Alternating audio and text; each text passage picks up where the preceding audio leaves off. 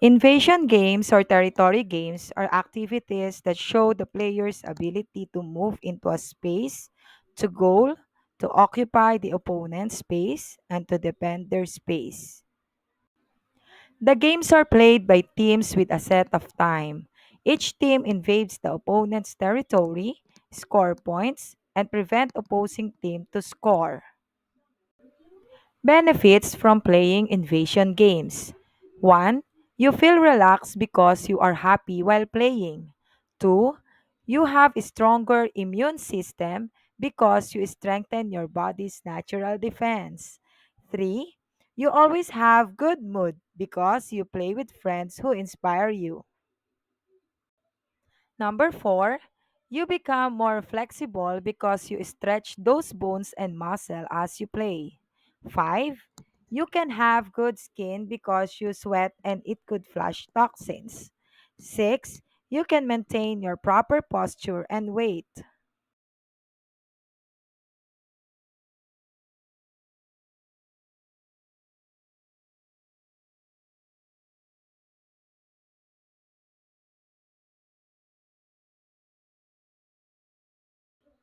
Snatching handkerchief or agawan ng panyo.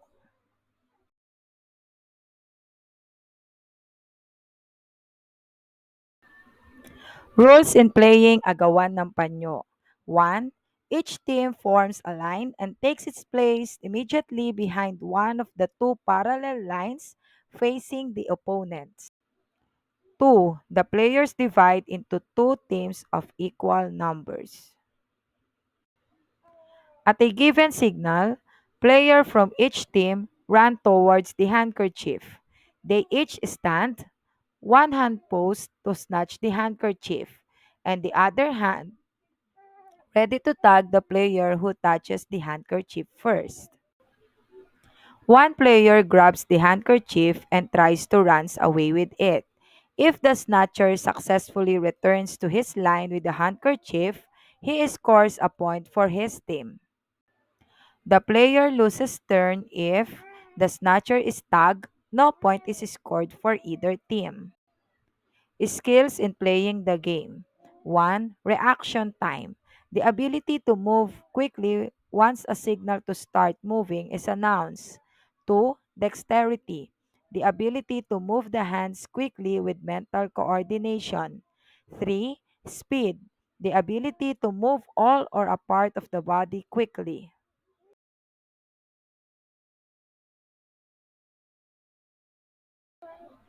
Lawin at sisiw. Lawin at sisiw is one of the examples of invasion game. Two players will act as a hawk and a hen, and the other players as chicks, whom the lawin will try to catch.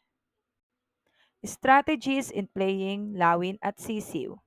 Avoid opponents and attackers. Maintain space between himself or herself and teammates. Protect space or goal. Prevent opponents from invading or scoring. Contain space, anticipate opponents' moves. Rules in playing Lawin at Sisiw. 1. This outdoor game requires 10 to 20 players. One will act as the hawk or Lawin, another one as the hen or head of the chickens, while the remaining players become the chicks.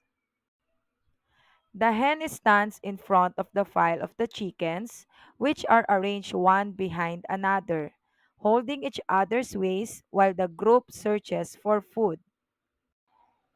It starts with the hawk's attempt to buy a chick from the hen. After a period of bargaining, the hawk finally gets a chick which he will take home to help him search for rice grains for his dinner. As the hawk falls asleep, the chicks returns to the hen. As a result, the angry hawk tries to find and catch the missing chick. The hen and all the chickens will then prevent the hawk from catching the chick. If he fails, the game starts again and the hawk tries to find another chicken.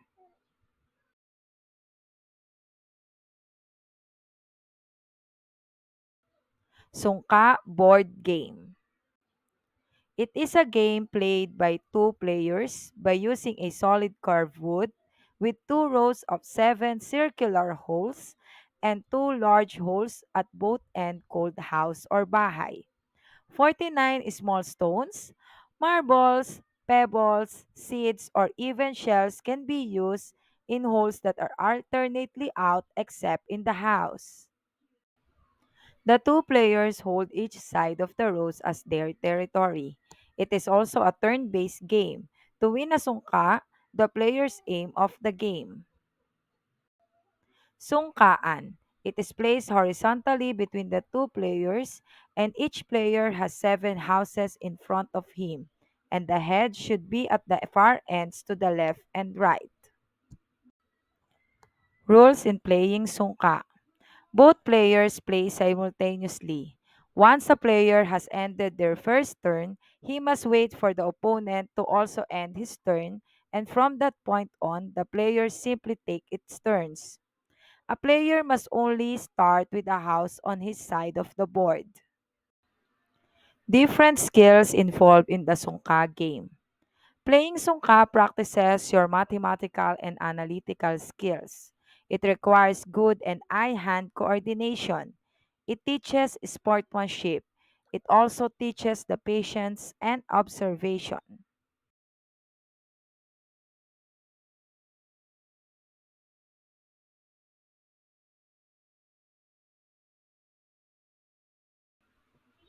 Invasion games for physical fitness or hopscotch. Pico is simply Filipino variation of hopscotch and sometimes also called Bicabix in Visayas. This is a game where players play in a drawn rectangular shape box with usually 10 sections. Players toss a small object called pamato into rectangles outlines on the ground and then hop or jump through the spaces using one or both feet without stepping on the lines to retrieve the pamato. It can be played individually or by teams.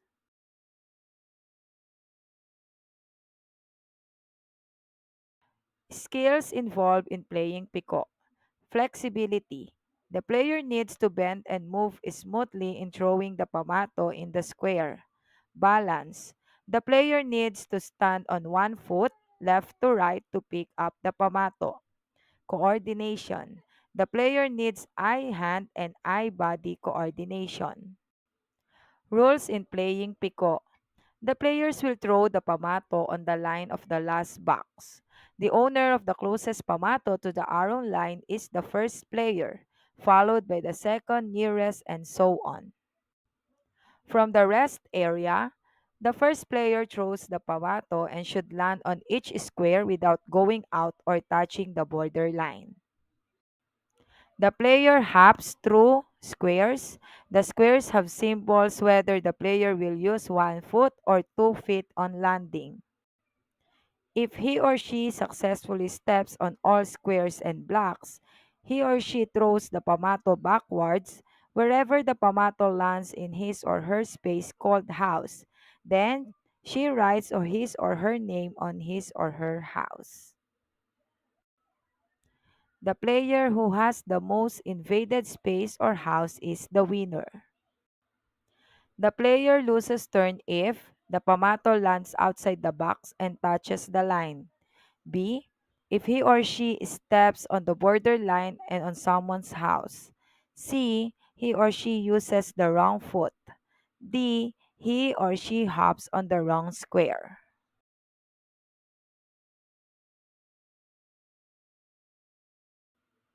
Patintero. Patintero is derived from Spanish word tinte, tint or ink in reference to the drawn lines. Another name for it is tubigan, tubiganay, or tubig-tubig or water game. Due to the fact that the grid lines are also commonly drawn by wetting the ground with water, it is also known as harangang taga or harang taga. Patintero is played on a rectangular grid drawn into the ground. The rectangle is usually 5 to 6 meter or 16 to 20 feet in length and 4 meters 13 feet wide. It is subdivided into 4 to 6 equal parts by drawing a central lengthwise line and then one or two crosswise lines. The size of the rectangle and the number of subdivisions can be adjusted based on the number of layers. The individual squares in the grid must be large enough that someone can stay in the middle out of reach from someone standing on the lines. Two teams are needed, each team around 2 to 6 players. One team acts as the taggers and the other acts as the runners. This is usually decided by a game of rock, paper, scissors, or jack and poi, or a toss coin. It is played by two teams, the runners and the taggers. Runners position themselves at the starting line. Taggers must be positioned on the lines. They cannot step inside the squares. Taggers can tag a passer inside the square if he or she is within reach. Runners cannot stay inside the squares for more than 3 minutes. Time can be changed. They have to cross the line. If a runner is caught, he or she will be eliminated. Once all runners are eliminated, the groups will exchange places. Once a player crosses the lines and returns without getting caught, his or her group gets a point. Goal of the game. Runners are supposed to cross the lines from the starting point and back. Taggers will prevent them from crossing the lines. Once one runner crosses the lines and get back without being tagged or caught, the group gets a point. The group with the most number of points wins.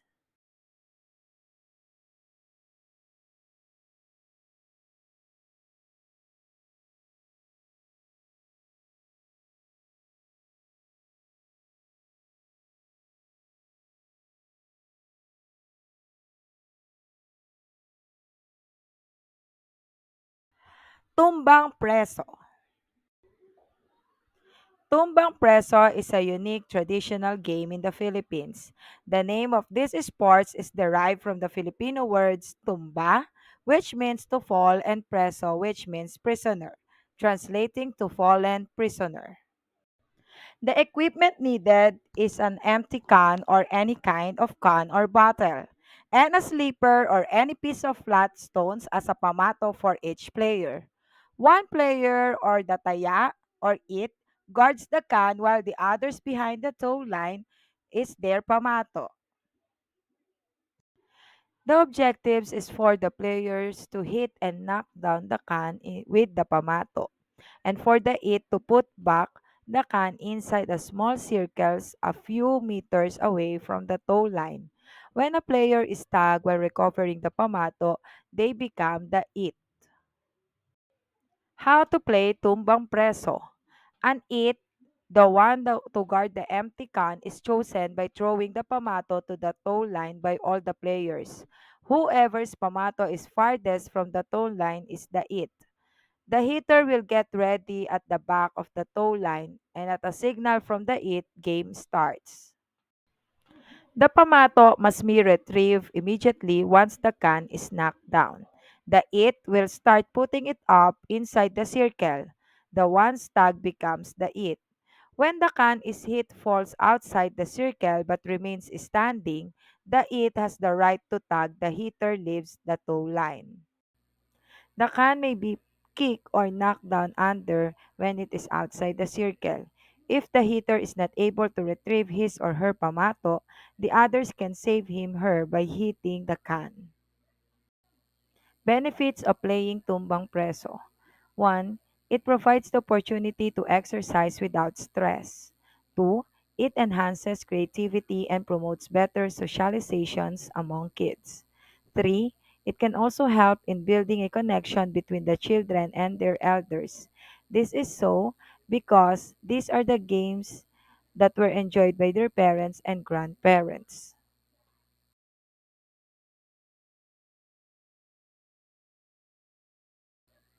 Agawan vase.